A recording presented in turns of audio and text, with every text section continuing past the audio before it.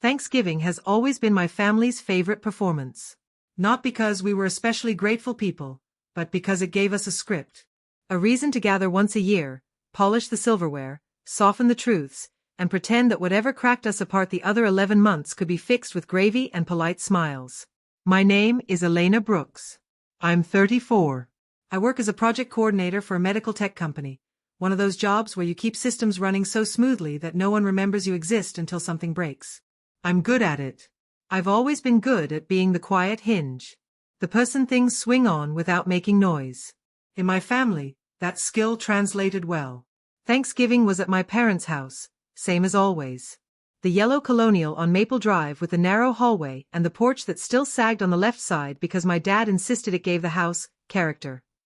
I'd offered to pay to fix it last year. He said no. 2 weeks later, a contractor showed up anyway, and somehow the deposit came out of my checking account. I never brought it up. That's another thing I'm good at, letting silence do the heavy lifting.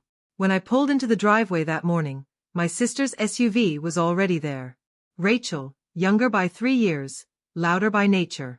Her car was spotless in the way only someone else's money can keep it. New tires, custom plates, a blessed sticker on the back window. I sat in my car for a moment before getting out, breathing in through my nose, counting to 5. A habit I picked up in my 20s. It helped me arrive places already braced. Inside, the house smelled perfect. Butter, thyme, roasting turkey, something sweet I couldn't place yet. The kitchen was alive with motion. My mother, Carolyn, hovered between the counters and the stove, adjusting dishes that didn't need adjusting. Her apron read "Gather and give thanks." She kissed my cheek and immediately asked if I'd eaten. I hadn't. She nodded, satisfied, as if hunger was proof of devotion. My father, George, was already planted in his chair in the living room, remote in hand, football murmuring low. He lifted his fingers in a half wave when he saw me. "Hey, kiddo," he said, voice warm, distracted. That's how he prefers it. Affection without effort. My brother Mark was there too, leaning against the doorway scrolling through his phone, earbuds dangling like an escape hatch. He gave me a quick smile. We've always been allies in the quiet way. No conflict, no confrontation. Survival through neutrality. Rachel swept in behind me like a weather system. Perfume first. Then laughter. She hugged me too tight and whispered, "You look tired," the way people do when they want credit for noticing without offering help. She was already dressed like the photos. Cream sweater, gold earrings, hair done professionally. She looked like someone who would photograph well beside a table full of food she hadn't cooked. I set the pie I'd brought on the counter. Apple bourbon. My mother's favorite. She beamed. "You didn't have to," she said, already clearing space for it. I knew she meant thank you, but in our house those words were interchangeable with expectation. We moved through the afternoon like dancers who'd rehearsed this exact routine for years. I refilled drinks. I answered questions about work. I smiled at jokes I'd heard before. When something needed doing, setting the table, finding extra napkins, checking on the rolls, someone would glance at me, and I'd already be moving. It wasn't conscious anymore. It was muscle memory. By the time dinner was ready, everything looked flawless. The turkey rested golden and shining. The table was set with real china we only used twice a year. Candles flickered. Even the porch outside glowed with string lights, as if the house itself wanted to be admired. We sat down. Plates were filled. Compliments were exchanged. For a while, it worked. We talked about safe things. Weather. Traffic. A neighbor's new dog. I let myself relax just enough to believe that maybe this year would be different. That maybe perfection, if maintained carefully, could protect me. Then Rachel stood up. She lifted her glass with a smile that felt rehearsed, like she'd practiced it in the mirror. "I just want to say something," she said brightly. The room leaned toward her. Forks paused. Even the TV in the other room seemed to lower its volume. "To family," she continued. "To togetherness. To everything going right this year." She looked at me then. And that's when I felt it, the subtle shift. The moment before something breaks, when your body knows before your mind catches up. "This dinner," Rachel said, her voice light, "is perfect. And honestly, the greatest gift this year is that some people finally learned when not to show up." Her eyes never left mine. The smile stayed on her face. The room went very, very still. For a second, I thought maybe I'd misunderstood her. That the words had taken a wrong turn in the air and would correct themselves before landing.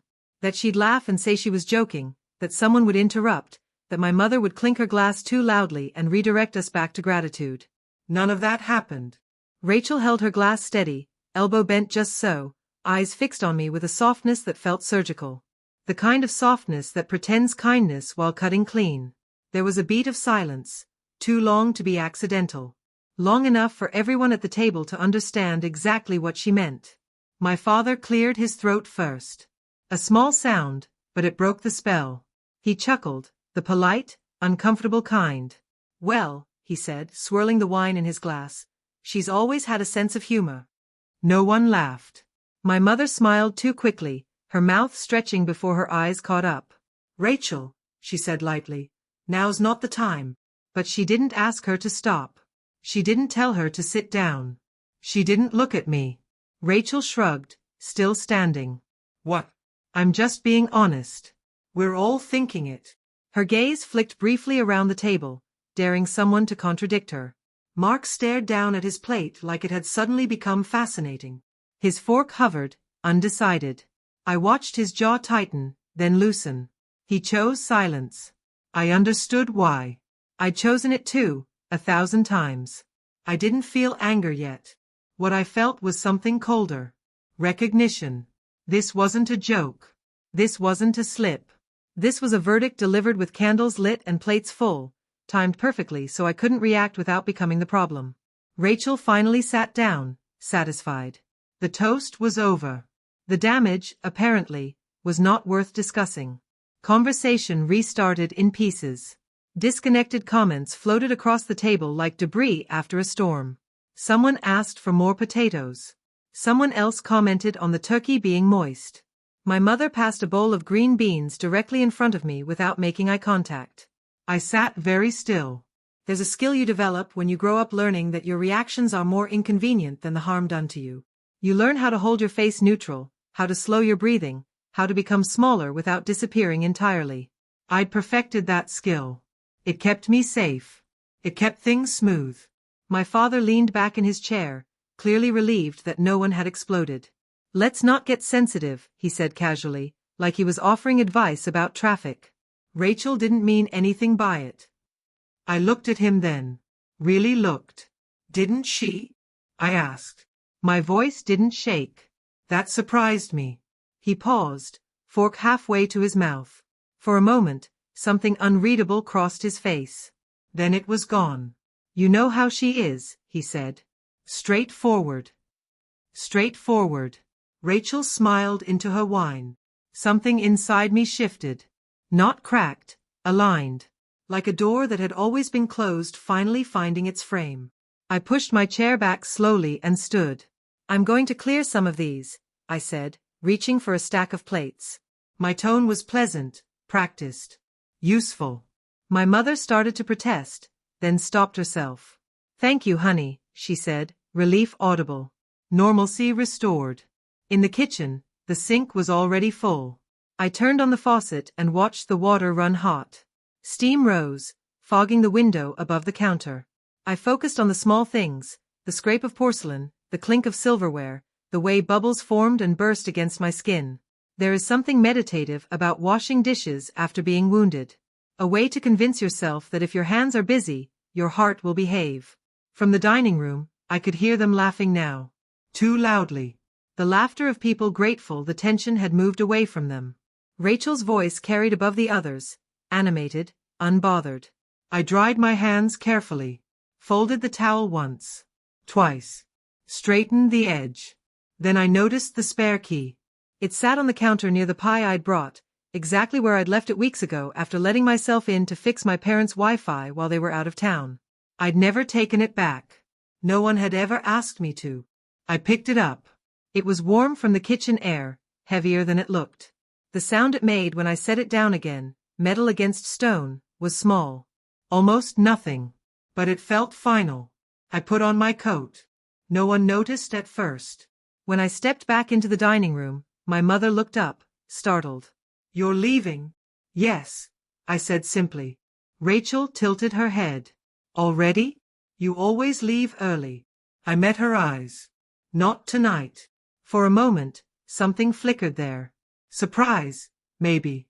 Or irritation at the loss of control. Then she smiled again, thinner this time. Suit yourself.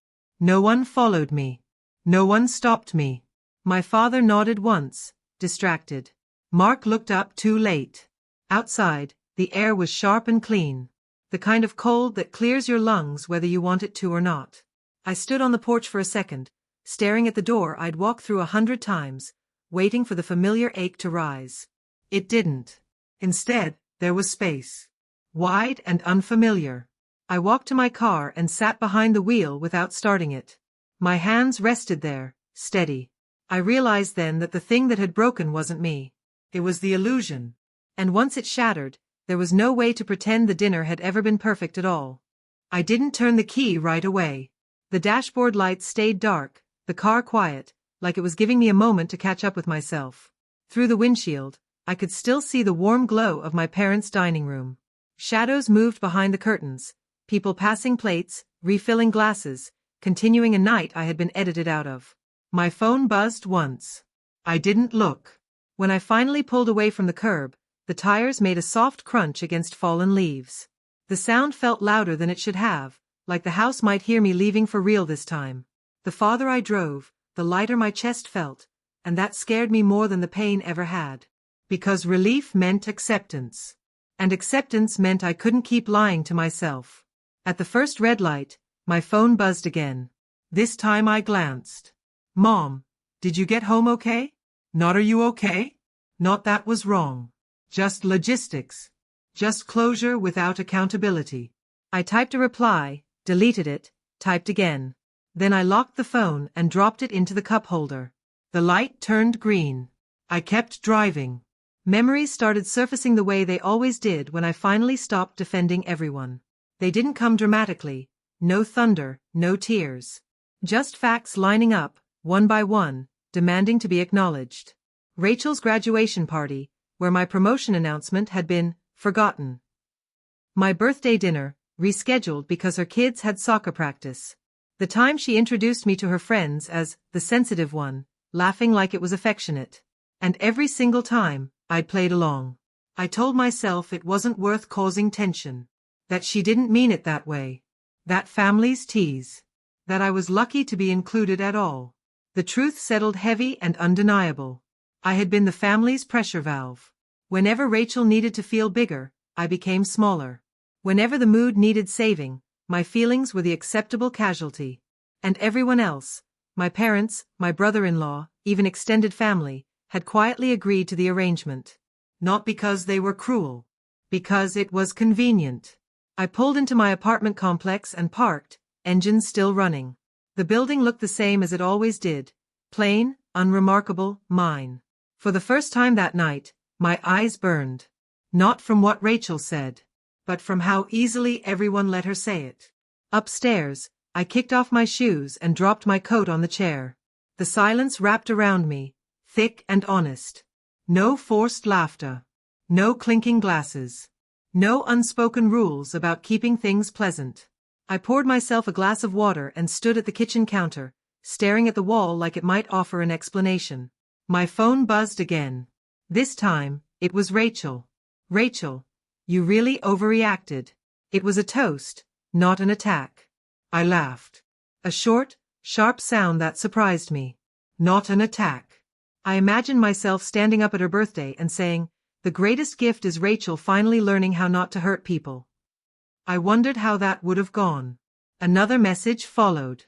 "Rachel, Mom's upset. You embarrassed her." There it was. The real offense. I didn't respond. Instead, I sat on the couch and let myself feel it. All of it. The anger, finally allowed to exist. The grief of realizing I'd been loyal to people who saw my loyalty as background noise. The quiet shame of knowing I'd trained them how to treat me. That last part hurt the most. Because it meant this didn't start with Rachel. It started with me believing I had to earn kindness. I remembered being 12, standing in the kitchen while my parents argued softly in the living room. Rachel had slammed a door upstairs after snapping at me for touching her sweater. My mother had looked at me then and said, "You know how she is. Just let it go." I had. Over and over. Until letting it go became my personality. My phone buzzed again, this time from Mark. "Mark, I should have said something. I'm sorry." I believed him. That made it worse. Because apologies without change were just echoes. I set the phone face down and leaned back, staring at the ceiling. A strange calm settled over me, not peace, exactly, but clarity. I didn't need them to understand tonight. I needed to understand myself. And what I understood, finally, was this. I wasn't asking for too much. I'd been accepting far too little. The realization didn't come with a dramatic vow or a tearful breakdown. It came quietly, like a decision already made somewhere deep inside me. Thanksgiving hadn't broken me. It had exposed something. And once you see the truth, really see it, you can't unsee it.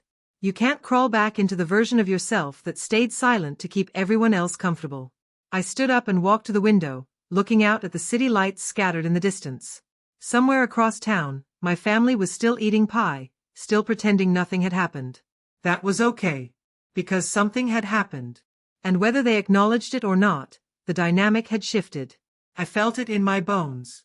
For the first time, I wasn't planning how to fix things tomorrow. I was planning how not to disappear again. The next morning, I woke up without an alarm. For a brief, disorienting second, I forgot what day it was. Then the memory of Rachel standing with her glass lifted slid back into place, sharp and unwelcome. I waited for the familiar heaviness, the regret, the urge to smooth things over, to send a message that would make everyone comfortable again. It didn't come. Instead, there was a calm firmness in my chest. Unmovable. Like something had finally set. I made coffee and drank it slowly, watching steam curl upward. The world hadn't ended because I'd left early. No one had fallen apart because I'd chosen myself. That alone felt revolutionary. My phone, however, disagreed. 5 missed calls. 3 voicemails. A long message from my mother. I sat at the kitchen table and listened. "Sweetheart," my mother's voice began, already tired, already burdened. "I just don't understand why you had to make such a scene. Rachel was just joking, and you know how sensitive you can be. Holidays are stressful enough without everyone walking on eggshells." I stopped the voicemail halfway through. There it was again. The story they told about me. Sensitive. Dramatic. Difficult. Never hurt. Never wronged. I didn't call her back. An hour later, my father texted. "Dad, families say things they don't mean. You shouldn't punish everyone for one comment." Punish. As if my absence were a weapon instead of a boundary. By noon, Rachel tried again. "Rachel, Mom's crying. Hope that was worth it." I stared at the screen, my thumb hovering over the keyboard. 100 responses came to mind. Sharp, justified, overdue. I sent none of them. Instead, I typed something new. "Me, I'm taking space. I won't be attending family events for a while. Please respect that." I read it twice before sending. It was calm. Clear. No accusations. No explanations. That was the hardest part. Within seconds, the replies started coming. "Rachel. Unbelievable. Rachel. You always do this when things don't go your way. Mom, we raised you better than this. Dad, this is unnecessary." I turned my phone off. The silence that followed wasn't peaceful, but it was honest. No one was pretending anymore. And for the first time, I wasn't negotiating my worth in real time. The next few weeks were uncomfortable in a way I wasn't used to. Sundays were quiet. Group chats went dark, then resurfaced without me. Photos appeared on social media, family dinners, birthdays, smiling faces carefully cropped. I wasn't invited. And strangely, I wasn't crushed. There were moments of doubt, of course. Late at night, I'd replay the toast, wondering if I should have handled it differently. If leaving had been too extreme. If silence would have been easier. Then I'd remember how it felt to sit at that table while everyone chose comfort over truth. And the doubt would pass. One afternoon, Mark showed up at my door unannounced. He looked exhausted, like he'd been carrying weight that finally refused to stay hidden. "I should have backed you up," he said, before I could even offer him a seat. "I know that." I nodded. "I know you should have." He winced, but didn't argue. "They're acting like you disappeared on purpose," he continued. "Like you're doing this to hurt them." I crossed my arms, leaning against the counter. "I didn't disappear. I stepped away." He sighed. "Rachel says you're being manipulative." I smiled faintly. Rachel calls anything she can't control manipulative. That earned a reluctant laugh. Then his face sobered. "She's not sorry," he admitted. "She's angry that you didn't let it slide." The confirmation hurt, but it also freed me. Because apologies that require silence aren't apologies at all. Before Mark left, he hesitated at the door. "They'll invite you to Christmas," he said. "They always do." "I know," I replied. "And, will you go?" I didn't answer right away. I didn't know yet. What I did know was this. Whatever happened next wouldn't be decided out of guilt. After he left, I sat on the couch, letting the quiet settle again. I thought about the version of me who would have already been drafting an apology by now. The one who believed love had to be earned through endurance. That version felt distant. Almost like someone I used to know. Boundaries, I was learning, didn't make you cruel. They made you visible. And visibility, when people are used to your silence, feels like rebellion. It didn't take long for the ripple to reach them. By the next weekend, messages had piled up, demands, excuses, guilt trips, but I stayed offline. The phone sat face down on the counter, a silent shield. Then came the knock. Not soft. Not tentative. Purposeful. I peeked through the peephole. Rachel. Alone. Her face flushed, a mixture of fury and something else. Fear, maybe. I opened the door. "What do you want?" She didn't smile. Didn't apologize. She stepped inside anyway, closing the door behind her like she owned the place. I let her, because this wasn't about etiquette. It was about boundaries. "You think you can just leave?" she demanded, voice sharp enough to cut glass. "Do you know what you've done? Mom is crying. Dad is furious. Mark's asking questions. You embarrassed all of us." I leaned against the counter, calm. I didn't leave. I chose not to participate in something that consistently disrespects me. She blinked, confused. "Disrespects you? This is Thanksgiving. You're being dramatic." I laughed softly. "Do you even hear yourself? You stood at that table, lifted your glass, and told me I was the greatest gift because I wasn't there. Everyone else was laughing. No one stopped you. And that's your idea of humor." Her eyes narrowed. "I was joking. It's family. You've always been too sensitive." I shook my head slowly. "I've always been visible only when convenient. And I'm done with that." Rachel's mouth opened, closed, opened again. Words didn't come out. She had never seen me like this. Never heard the edge in my voice that had been silent for a decade. And now, the silence I'd cultivated wasn't meek. It was formidable. "You're impossible," she finally spat. "You've changed." "Yes," I said. "For me." She looked around, incredulous. "You think leaving, ignoring messages, just stopping everything, is the answer?" "It's the start," I said. "For the first time, I'm not your bank, your emotional safety net, or the invisible scaffolding keeping everyone else upright." Her face paled. She hadn't expected the words. Not like this. I saw her recalculating every assumption she'd ever had about me. That control she always wielded over me suddenly evaporated. "You've never understood," I continued, voice soft but unwavering. "Every favor, every late payment, every apology I swallowed, it wasn't love. It was expectation. And I'm not paying it anymore." Rachel's fists clenched. "You're being ridiculous. Mom and Dad raised you to be responsible. This is how families function." "They raised me to be convenient," I corrected. "Not respected. Not appreciated. Just useful. And now, I'm choosing not to be." The room became heavy with tension. The air felt electric, charged by 10 years of unsaid words finally spoken. She opened her mouth again but stopped.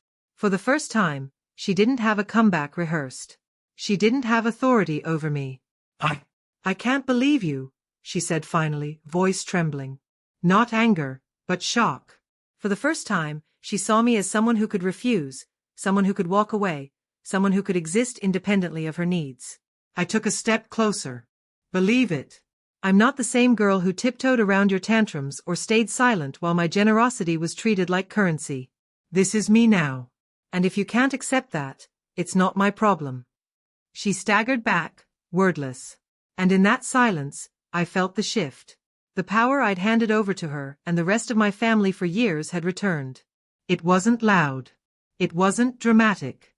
It wasn't vindictive. It was simply mine. We didn't speak for long. She left eventually, slamming the door behind her, not in anger, but because there was nothing left to say. I didn't feel triumphant. I felt resolved. That evening, I sat by the window, watching the city lights blink alive. My phone buzzed with messages from my parents and brother. They were frantic. They begged, cajoled, tried to negotiate. I didn't respond. I didn't need to. I poured a cup of tea and held it like a talisman. Each sip was a small act of reclamation. Each quiet moment reinforced the fact that I had taken back the narrative of my own life. And for the first time, I realized, confrontation wasn't about proving a point. It was about being present for yourself when no one else ever will be. That night, I slept deeply, finally able to let go of the exhaustion that had clung to me for years. For the first time, the quiet felt like liberation, not a survival strategy. The days after the confrontation were quieter than I'd expected. No messages. No attempts at reconciliation. Just absence. And for once, absence wasn't lonely. It was a space I could breathe in, fill with my own rhythm, my own rules, my own life. I kept my phone off for hours at a time. The texts piled up in the background, demanding attention, trying to coax me back into old habits. I didn't respond. I didn't have to. I'd learned that silence wasn't weakness, it was proof of boundaries. I spent mornings walking through the city, coffee in hand, letting the ordinary noises, the hum of buses, the chatter of strangers, the crunch of wet leaves underfoot, remind me that life moved forward whether I participated in their chaos or not. I started journaling again. Not for accountability, not to catalog favors or debts. Just to track my own thoughts, my own growth. To remind myself of the woman I had been, quiet, dutiful, overlooked, and the woman I was becoming, visible, deliberate, unafraid. It was liberating. Terrifying, yes, but liberating. Rachel texted once more. Rachel, you're really okay watching us struggle? I smiled faintly, typed nothing, and deleted the message. Watching them struggle wasn't my responsibility. That truth felt heavier than any guilt, but also freer than I'd ever known. I realized how deeply I had internalized their expectations. Every dinner, every toast, every casual insult had conditioned me to anticipate, to preempt, to erase myself for the comfort of others. But now, those scripts no longer applied. I was writing my own lines. One afternoon, I opened my laptop and stared at the old spreadsheet I had meticulously compiled, every transfer, every payment, every favor. The total sum didn't shock me anymore. It confirmed the reality I'd been avoiding. Love in my family had always been transactional. Recognition was optional. Respect was absent. What I had been giving freely had never been acknowledged for its humanity. It had been counted. I closed the laptop and leaned back, letting the city hum outside my window fill the silence. No one was asking for anything. No one was expecting me to save the day. And in that quiet, I felt the pulse of my own life finally start to beat louder than the echo of obligation. Weeks passed. Holidays came and went. I stayed away from family gatherings. I didn't check social media obsessively. I didn't answer calls immediately. I let time stretch and unfold. Slowly, the tension in my shoulders eased. Slowly, the fear that I had been selfish began to fade. It wasn't selfish to prioritize myself. It wasn't cruel to withhold my labor from people who treated it like a commodity. It was survival. And survival, I realized, was the first step to thriving. Mark noticed the change too. He visited more often, not because I needed rescuing, but because he wanted to be part of a life that was no longer dictated by crisis. Conversations flowed naturally, filled with laughter, shared stories, ordinary moments I hadn't allowed myself to enjoy in years. The irony wasn't lost on me. It had taken saying no to the people who demanded my constant giving to finally allow myself to say yes to joy, to rest, to love that was reciprocal. One night, I walked past a cafe and saw a family inside, smiling, enjoying each other's company. I felt a pang, briefly, but it wasn't envy. It was recognition. I had spent years equating my worth with the chaos I could contain, and now I had released that burden. Others' happiness wasn't my obligation. Weeks turned into months. I organized my finances, cleaned my apartment, re-established routines that nourished me. I didn't harbor revenge, didn't dwell on the past. The realization that I had been complicit for too long was enough to fuel my vigilance. I had learned the language of boundaries, and it was one I would speak fluently from now on. Then, one quiet evening, I found the old spare key I had left on their kitchen counter months ago. I held it in my hand, turned it over, considered the years it symbolized, years of servitude, exhaustion, and invisible labor. And then I tossed it into the trash. It hit the bin with a soft thud. Small sound. Huge weight lifted. I smiled, alone in my apartment, finally at peace with the knowledge that my family's problems weren't mine to carry. The echo of their manipulation and expectation would fade, not because they apologized, not because they recognized me, but because I had chosen to no longer participate. For the first time in my adult life, the quiet didn't feel like a shield. It felt like freedom. I wasn't the invisible one anymore. I wasn't the convenient one. I wasn't the family's ATM or emotional safety net. I was Viola Jenkins, 32 years old, fiercely independent, finally free. And in that quiet, I whispered a prayer, not for them, not for validation, not for forgiveness. For me. For the woman who had finally learned to hold herself with the same care she had given everyone else for so long. I was home. I was safe. I was enough. And I would stay that way.